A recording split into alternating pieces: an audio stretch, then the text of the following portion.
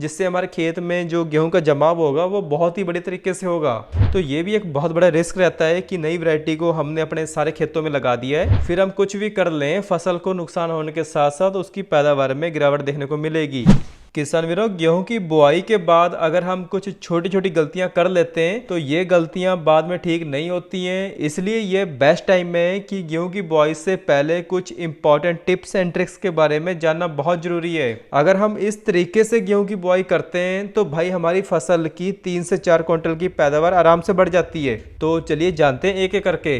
किसान वीरों, हमें क्या करना है कि गेहूं की बुआई से पहले हमें अपने खेत में नमी चेक करनी है। अगर खेत में नमी कम है तो पहले खेत में हल्का पानी लगाना है, उसके बाद गेहूं की बुआई करनी है। तो ये बेस्ट ऑप्शन रहता है। या फिर हम क्या करते हैं कि खड़े धान में, मतलब धान कटाई के 10 से 15 दिन पहले एक हल्का और आखिरी पानी लगा देते हैं, जिससे क्या होता है कि धान कटाई के बाद और जब गेहूं की बुआई करते हैं तो खेत में एक बढ़िया नमी हमें मिल जाती है। और हम गेहूं की बुआई 20 से 25 अक्टूबर तक करेंगे। बाकी आप कमेंट करके बताओ कि आप गेहूं की बुआई कब करने वाले हो। इसके अलावा अगर कई एरिया में कुछ दिन पहले अच्छी बारिश हो गई हो और धान कटाई में अभी 15 से 20 दिन और लगेंगे तो वहां पर फिर हमें पानी लगाने की इतनी ज़्यादा जरूरत नहीं होती है, क्योंकि कई बार हमने ये देखा है कि गेहूं की बुआई से पहले खेत में नमी बढ़ाने के लिए हल्का पानी लगाते हैं, उसके बाद गेहूं की बुआई करते हैं। तो इस तरीके से बुआई करने से कई बार हमारी गेहूं की फसल लेट भी हो जाती है। मतलब हमें क्या करना है कि गेहूं की बुआई से पहले खेत में एक अच्छी नमी होना बहुत जरूरी होता है, जिससे हमारे खेत में जो गेहूं का जमाव होगा वो बहुत ही बड़े तरीके से होगा। इसके बाद बात करते हैं कि हमें गेहूं का बीज कौन सा लेना है, कौन सा बीज बेस्ट है, कौन सी वैरायटी बेस्ट है। तो ये सब चीजों के बारे में बात करते हैं। तो सबसे पहले हमें गेहूं के बीज का सिलेक्शन कैसे करना है। इसके लिए जो बेस्ट क्वालिटी का बीज हमारे एरिया के हिसाब से जो बेस्ट पैदावार देता है तो हमें वही बीज का सिलेक्शन करना है, क्योंकि हर एक एरिया के हिसाब से अलग अलग वैरायटी चलती हैं। तो आप कोई भी अच्छी कंपनी का अच्छी पैदावार देने वाला बीज ले सकते हो। बाकी जिस वैरायटी ने पिछले साल अच्छी पैदावार दी है तो आप उस वैरायटी को कंटिन्यू भी रख सकते हो। अगर कोई नई वैरायटी आई है तो उसे लगाना चाहते हो तो उससे पहले थोड़ी जगह में ट्रायल करके देखो, क्योंकि बहुत सी वैरायटियां ऐसी भी आती हैं जो किसी एरिया में अच्छा पैदावार देती है और किसी एरिया में अच्छी पैदावार नहीं दे पाती है। तो ये भी एक बहुत बड़ा रिस्क रहता है कि नई वैरायटी को हमने अपने सारे खेतों में लगा दिया है। हमें ऐसे नहीं करना है, पहले थोड़ी जगह में लगाना है, उसे चेक करना है, उसके बाद हमें अगले साल अपने सारे खेतों में लगाना है। क्योंकि हर साल जो नई वैरायटी लॉन्च होती है तो ये कोई गलत बात नहीं है। नई वैरायटियां लॉन्च इसलिए करते हैं क्योंकि ज्यादा गर्मी में भी ये वैरायटी अच्छी पैदावार दे सके।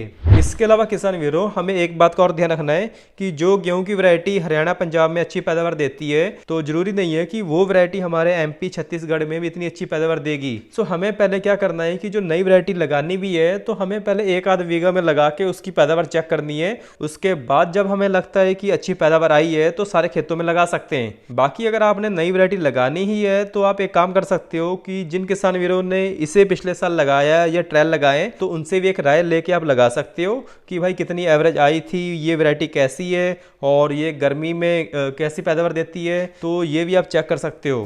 और किसान वीरों, हमें क्या करना है कि जो गेहूं का बीज अच्छी कंपनी का फाउंडेशन या सर्टिफाइड बीज ही लेना है, क्योंकि जो फाउंडेशन या सर्टिफाइड बीज होते हैं ये बहुत ही बड़े तरीके से ग्रेड होते हैं। मतलब जो छोटा दाना होगा, टूटा हुआ दाना होगा, तो ये सब छांट के बीज बनाते हैं। फाउंडेशन या सर्टिफाइड बीज थोड़े महंगे तो जरूर होते हैं मगर इनकी क्वालिटी बहुत ही बेस्ट होती है। तो इस तरीके से किसान वीरों हमें बीज का सिलेक्शन करना है कि इस साल हमें कौन से बीज की बुआई करनी है। इसके बाद एक बात और आती है कि गेहूं की बुआई के बाद हमें ऐसे कौन से काम करने चाहिए जिससे हमारी गेहूं की पैदावार ज्यादा से ज्यादा हो सके।